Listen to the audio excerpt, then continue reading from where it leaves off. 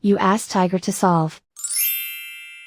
This deals with linear equations with one unknown.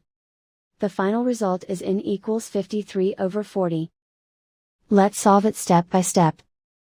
Simplify the expression. Expand the parentheses.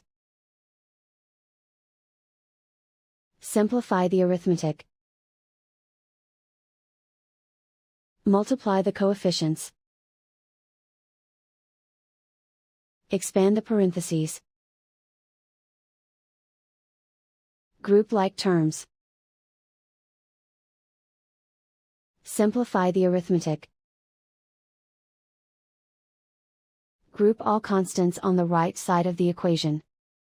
Add 53 to both sides. Simplify the arithmetic.